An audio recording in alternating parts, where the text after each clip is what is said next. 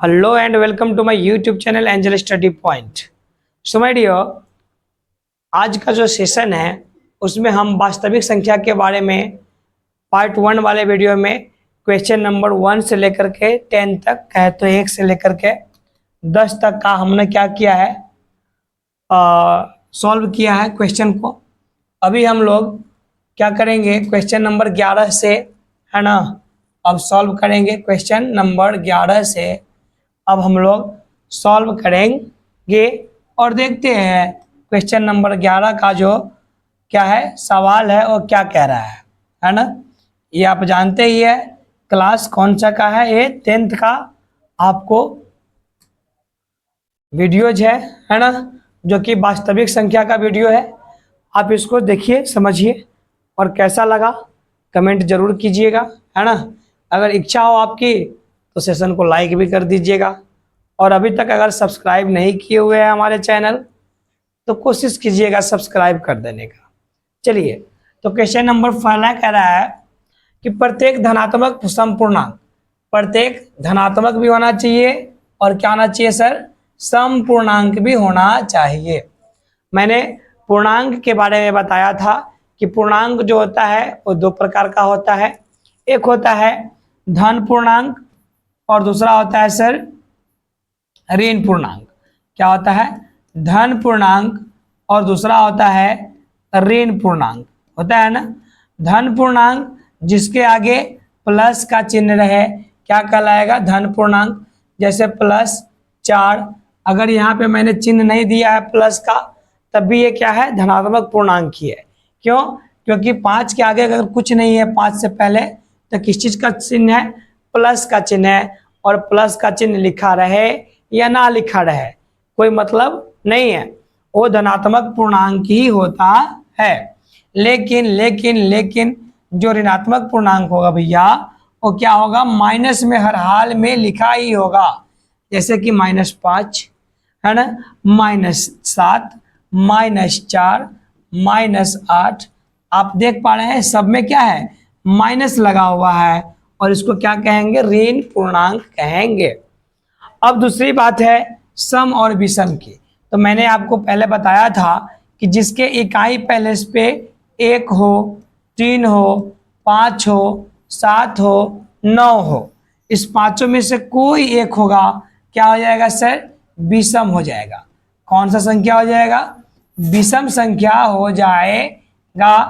अगर लेकिन जिस भी संख्या का इकाई स्थान क्या होना चाहिए, 2 हो, 4 हो, 6 हो, 8 हो और 0 भी हो तो संख्या क्या हो जाएगा, फिर सम संख्या हो जाएगा।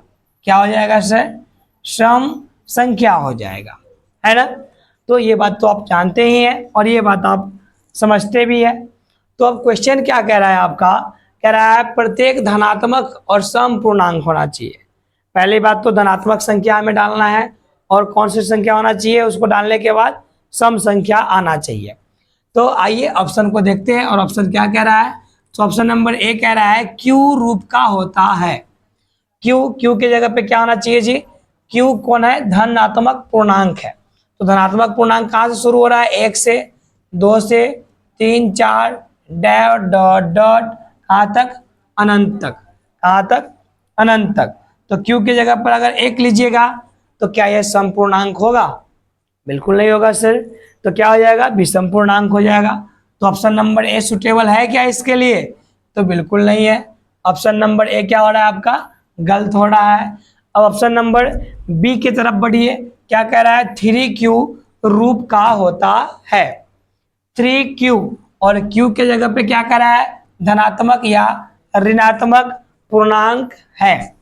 Q के जगह पे धनात्मक भी और ऋणात्मक भी, दोनों में से कोई भी पूर्णांक है। आइए, तो 3 का 3 डाल लिए और ये Q। अब Q के जगह पे यदि 1 रख रहे हैं, Q के जगह पे क्या रख रहे हैं, यदि 1 रख रहे हैं, और अगर इस समीकरण में क्या कर रहे हैं, Q का मान रख रहे हैं, है ना, 1, तो ये 3 एकम क्या हो गया, 3। और क्या ये 3 सम संख्या है, बिल्कुल नहीं है सर। क्या है, तो विषम संख्या है। तो क्या ऑप्शन नंबर बी आपका सही है, बिल्कुल नहीं है। तो ऑप्शन नंबर बी भी आपका क्या हो गया, गलत हो गया, है ना। आइए ऑप्शन नंबर सी की तरफ बढ़िए। कह रहा है 2q रूप का होगा और q सिर्फ और सिर्फ धनात्मक पूर्णांक ही होगा, है ना। तो क्या कहा है इसने, 2q के रूप का होगा। ये आपका समीकरण हो गया, क्या हो गया, समीकरण हो गया। 2q का रूप का है और ये क्या हो गया, आपका समीकरण हो गया। और q के जगह पे कह रहा है सिर्फ और सिर्फ धनात्मक पूर्णांक। कौन सा पूर्णांक, धनात्मक पूर्णांक। तो q के जगह पे अगर धनात्मक पूर्णांक 1 ले रहते हैं, कभी 2 लेंगे, कभी 3, कभी 4, डॉट डॉट डॉट अनंत तक आप कोई भी ले सकते हैं। मैं पहले 2 3 को रख करके आपके लिए चेक कर देता हूं। तो ये 2 का क्या हो जाएगा, 2 रहेगा। और q के जगह पे आप पहली बार 1 ले लेते हैं, तो गुना का चिन्ह और 1, तो 2 एकम क्या हो गया, 2। कौन सा संख्या है, तो सम संख्या। अगर 2 का 2 मैंने डाला, गुना q के जगह पे इस बार 2 ले लिया, है ना। तो 2 दूनी क्या हो गया सर, 4 हो गया। अगर q के जगह पे अब मान लिए मैं ले रहा हूं 3, ये 2 का 2 और q के जगह पे क्या लिया आपने, 3, 2 3 क्या हो गया सर, 6 हो गया। आपने देखा यहाँ पे 2 4 6, ये सब के सब क्या है, सम पूर्णांक है। क्या है, सम पूर्णांक है। और ये टोटल का टोटल क्या है, धनात्मक भी है। क्या है, धनात्मक भी है। तो क्या आपको लग रहा है option number C is the right answer? जी हाँ, तो बिल्कुल सही आपको लग रहा है, option number C is the right answer. चलिए पढ़ते हैं क्वेश्चन नंबर अगला की तरफ। क्वेश्चन नंबर अगला है तो 12 नंबर क्वेश्चन क्या कह रहा है, तो कह रहा है यूक्लिड विभाजन एल्गोरिदम। यूक्लिड विभाजन एल्गोरिदम क्या है, पहले इसको समझिए। आप जानते हैं यूक्लिड विभाजन एल्गोरिदम क्या है, a बराबर बी क्यू प्लस आर। मतलब ये हुआ कि भाज्य बराबर, ए को क्या कहते हैं, भाज्य। भाज्य बराबर भाजक, बी को क्या कहेंगे, भाजक। और यहाँ पे चिन्ह किस चीज का है सर, कुछों का चिन्ह नहीं है, तो क्यू का चिन्ह है। कौन सी का चिन्ह है और राजा, तो गुना का चिन्ह है। और क्यू बराबर क्या होगा, तो होगा भागफल। क्यू बराबर क्या होगा, तो भागफल, भागफल। और ये प्लस का प्लस, और आर को क्या कहते हैं सर, शेषफल कहते हैं। और ये बात तो आप है ना जमाने से पढ़ते आ रहे हैं क्या, तो भाज्य बराबर भाजक गुणे भागफल अजोड़ शेषफल। भाज्य बराबर भाजक गुणे भागफल अजोड़ शेषफल। और यही चीज क्या है, तो यूक्लिड विभाजन एल्गोरिदम है ना। कह रहा है किन पूर्णांकों के लिए लागू किया जाता है। कौन से पूर्णांक, धन पूर्णांक या ऋण पूर्णांक। तो ये वो ना होता है पूर्णांक हो, हाँ, तो धन पूर्णांक के लिए या ऋण पूर्णांक के लिए। तो सर ये दोनों पूर्णांक के लिए लागू होता है ना। दोनों पूर्णांक के लिए लागू होता है। दोनों पूर्णांक कौन कौन, तो धन पूर्णांक के लिए भी केकरा लेल, तो धन पूर्णांक के लेल भी भाई, और ऋण पूर्णांक के लेल भी। केकरा लेल, ऋण पूर्णांक के लेल भी। मतलब कि दोनों के लिए लागू होता है, लेकिन शून्य के लिए ये कदापि लागू नहीं होगा। तो शून्य के लिए ये लागू नहीं होगा। तो देखिए जरा कौन सा आंसर आपके कैटेगरी में आता है और सुटेबल होता है आपके लिए। तो ऑप्शन नंबर ए कह रहा है शून्य को छोड़कर सभी पूर्णांकों के लिए। और लीजिए option number A is the right answer. अभी ने बताया है शून्य को छोड़ देना है, शून्य को नहीं पकड़ना है। बाकी धन के लिए भी और ऋण के लिए भी, दोनों के लिए यूक्लिड विभाजन एल्गोरिदम लागू होता है। ठीक है, आइए बढ़ते हैं क्वेश्चन नंबर नेक्स्ट की तरफ। कहे तो क्वेश्चन नंबर 13वां की तरफ। चलिए आइए 13वीं करते हैं। इसका करा है यूक्लिड विभाजन प्रमेयिका, सॉरी यूक्लिड विभाजन प्रमेयिका। विभाजन प्रमेयिका का जो लेमा है वो सिर्फ और सिर्फ किसके लिए है, केवल धनात्मक पूर्णांक के लिए ही है। ये ऋणात्मक पूर्णांक के लिए बिल्कुल नहीं है ना, समझे। तो ये सिर्फ और सिर्फ किसके लिए है, तो धनात्मक पूर्णांक के लिए है। सो ऑप्शन नंबर ए आपका क्या हो रहा है, बिल्कुल बिल्कुल बिल्कुल सही हो रहा है। आइए पढ़ते हैं क्वेश्चन नंबर 14 की तरफ। क्या कर रहा है क्वेश्चन नंबर 14, देख लीजिए। कह रहा है दो धनात्मक पूर्णांक ए और बी का HCF। भैया दो धनात्मक पूर्णांक ए है और क्या है, बी है ना, और इसका कह रहा है HCF। क्या कह रहा है, HCF। सबसे बड़ा पूर्णांक कौन है, डी है। सबसे बड़ा पूर्णांक डी है, तो डी द्वारा विभाजित होगा, क्या होगा विभाजित डी द्वारा, ये कह रहा है। तो डी द्वारा क्या विभाजित होगा, ये ए भी केवल और केवल ए के लिए कहे तो ऑप्शन नंबर ए ही आपका सही होगा, ठीक है। ओहो, ऑप्शन नंबर ए आपका क्या होगा सर, सही होगा। ये बी में डिवाइड नहीं होगा, बी इसका HCF बिल्कुल नहीं होगा। सो ऑप्शन नंबर ए क्या हो जाता है, बिल्कुल बिल्कुल सही हो जाता है। आइए बढ़ते हैं क्वेश्चन नंबर 15 के तरफ। क्वेश्चन नंबर 15वां क्या कर रहा है सर, तो क्वेश्चन नंबर 15 आपको कह रहा है कि यदि दो धनात्मक पूर्णांक सी और डी धनात्मक पूर्णांक का एगो दूगो, कौन कौन, एगो सी या एगो डी। इसमें कंडीशन क्या है कि सी जो है बड़ा है डी से, मतलब सी जो है बड़का है और डी जो है वो क्या है सर, छोटका है। डी जो है वो क्या है, तो छोटका है ना। चलिए करा हो और भागफल क्यू। भागफल के बारे में क्या कहा, भागफल के बारे में कहा क्यू होगा। भागफल के बारे में क्यू तथा शेषफल आर है। शेषफल कितना कह रहा है, आर कह रहा है। शेषफल के बारे में कह रहा है आर हो, तो 0 बड़ा और बराबर होगा आर के, है ना। और आर जो है क्या होगा, छोटा होगा डी से, है ना। हो तो निम्नलिखित में कौन सा संबंध सत्य होगा, कौन सा संबंध सत्य हो जाएगा। इसमें क्या कहा, डी बड़का है ना, और क्या कहा, डी बड़का है लेकिन सॉरी सी बड़का है लेकिन डी छोटका है। सी बड़का है लेकिन डी छोटका है। और क्या कहा, भागफल कहा क्यू और शेषफल कहा आर। तो इसमें कौन सा आंसर होगा मेरे यार, बताओ। तो इसमें पहला नंबर क्वेश्चन ऑप्शन कह रहा है Q is equal to C D plus R. Q is equal to C D plus are.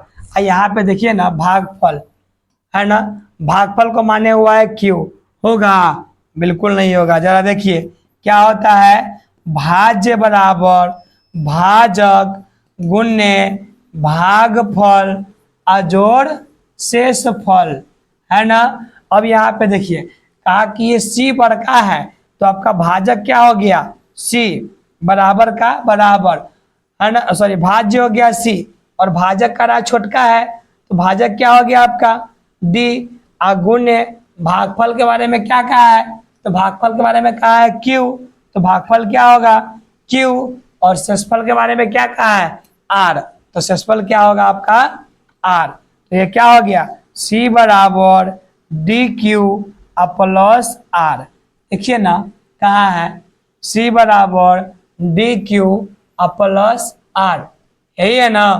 तो ऑप्शन नंबर आपका बी क्या हो गया, बिल्कुल बिल्कुल बिल्कुल सही हो गया। चलिए आइए option number sorry question number कहाँ चलते हैं सर, तो क्वेश्चन नंबर 16 के तरफ बढ़ते हैं, है ना। चलिए 16 बरस, है ना, बड़ा खतरनाक होता है भाई 16 बरस। चलिए कह रहा है दो धनात्मक पूर्णांक सी और डी, जहाँ पे सी बड़ा है और डी छोटका है, तो इसका HCF क्या होगा अगर शेषफल आर बराबर 0 हो। आर बराबर क्या कहा इसने, आर बराबर कहा 0 और सी जो है बड़का है केकरा से, डी से, है ना। तो HCF क्या होगा, HCF क्या होगा, ये छोटका है। मान लीजिए कि 4 में और 2 में करा HCF निकालने के लिए R बराबर तो 0 का ये दिए हुआ है। तो 2 से अगर 4 में मौसम निकालिएगा तो 2 दूनी क्या हो गया 4, है ना। आपका शेषफल क्या हो गया, शून्य तो हो ही गया ना। तो कैसे कट गया 2 से, और 2 आप किसको माने थे, डी को। तो आपका आंसर क्या हो रहा है सर, आंसर हो रहा है ए, कैसे ऑप्शन नंबर डी, है ना। डी बिल्कुल बिल्कुल बिल्कुल सही, है ना। हाँ, समझ लीजिए। चल गए क्वेश्चन नंबर 17 के तरफ। क्वेश्चन नंबर 17 क्या कह रहा है आपको, तो क्वेश्चन नंबर 17 कह रहा है कि दो धनात्मक पूर्णांक सी और डी, एगो है सी या एगो है डी। अब बड़का है सी, बड़का है सी, और कह रहा है आर के बराबर नहीं होना चाहिए 0। हमारी बारी जो है शेषफल 0 नहीं हो रहा है। तो HCF CD किसके कितने के बराबर होगा। अच्छा, सी और डी का कह रहा है HCF निकाल दीजिए, है ना। हाईएस्ट कॉमन फैक्टर कहे तो मस्सा, है ना, मस्सा। तो आइए, सी बड़का है और कह रहा है कि 0 के बराबर भी नहीं होना चाहिए। तो सी को मान लेते हैं 5 और डी को मान लेते हैं 2। तो 2 से भाग देते हैं 5 में, तो 2 दूनी 4, शेषफल बच गया 1।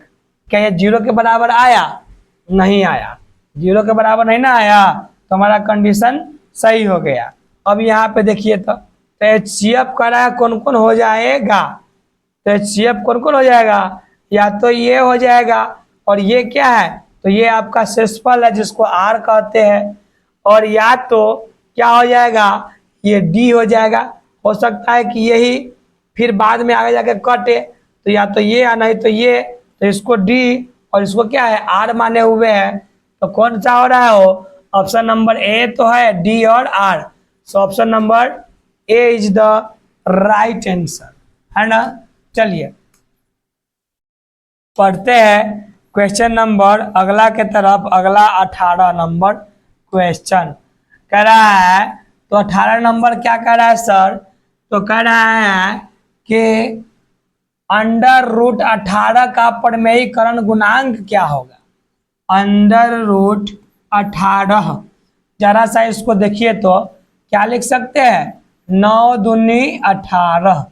अब ये 9 जो है केकर वर्गमूल है, तो 9 का वर्गमूल 3 होता है, क्योंकि 3 3 9। लेकिन इस रूट 2 का निकलेगा, नहीं निकलेगा, तो रूट 2 का 2। तो अब इसका परिमेयीकरण कीजिएगा तो क्या होगा, तो रूट 2 ऊपर है, तो रूट 2 से क्या करना होगा, नीचे भी, तो मतलब तब ना कटेगा हो। हाँ, नीचे भी और ऊपर भी, तो इसका परिमेयीकरण गुणांक क्या हो गया, रूट 2। तो ऑप्शन नंबर बी आपका क्या हो रहा है, बिल्कुल बिल्कुल बिल्कुल सही हो रहा है ना। आइए option number, sorry option number का चेक कीजिए भाई, क्वेश्चन नंबर के बदला ऑप्शन नंबर बुला रहा है, तबीयत ठीक न लग रहा है। चलिए कोई बात नहीं है। कह रहा है 45 तथा 60 का मस, अरे वाह, 45 तथा 60 का मस क्या कर रहा है, मस। अगर ये चाहे तो 2 विधि से बना सकते हैं, भाग विधि से बना दीजिए, और नहीं तो भाग एल्गोरिदम विधि से ही आपको क्या करना है, मौसम निकालना पड़ेगा, है ना। लेकिन ऑब्जेक्टिव है तो क्या कीजिए आप, है ना, ऐसा ही मौसम निकाल लीजिए भाग विधि से। 45 से कम 45, है ना, बच गया आपको 10 से 5 गया 5, और ये बच गया 1, उतरेगा 45। 15 दिए 45, 15 से पूरा पूरा ये कोपचा में चला गया, तो इसीलिए आपका मौसा क्या हो गया सर, तो मौसा हो गया आपका 15 आंसर। देखिए कौन सा नंबर, तो option number D is the right answer. ठीक है, आइए बढ़ाते हैं अगला के तरफ। अगला नंबर है 20। 20 नंबर क्या कर रहा है, जरा सा देखिए, 20 नंबर का रहा है सर कि एक अशून्य परिमेय और अपरिमेय संख्या का गुणनफल क्या होगा। एगो अशून्य अपरिमेय मतलब शून्य न है, ओकरे कहते हैं अशून्य। हो सकता है 1 हो सकता है 2 हो सकता है 3 हो, यही में से कोई हो। और एगो अपरिमेय संख्या, √3 हो सकता है, √2 हो सकता है ना। एकर गुणनफल क्या होगा। तो देखिए ना, ये परिमेय था ये अपरिमेय के साथ गया गुना करने, तो ये भी क्या हो गया, तो भैया अपरिमेय हो गया। क्या हो गया, अपरिमेय हो गया। या हो सकता है, क्या हो सकता है, तो हो सकता है कि परिमेय भी आ सकता है क्या। जरा सा गौर कीजिए, विचार कीजिए, क्या परिमेय भी आ सकता है। बिल्कुल नहीं आएगा, हमेशा क्या आएगा, अपरिमेय ही आएगा। सो ऑप्शन नंबर बी आपका क्या है, बिल्कुल बिल्कुल बिल्कुल सही है ना।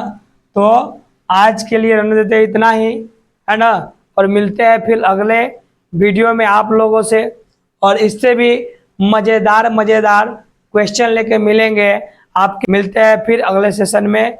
आज का जो वीडियो देखे हैं उसके लिए धन्यवाद। मिलते हैं फिर अगले वीडियो।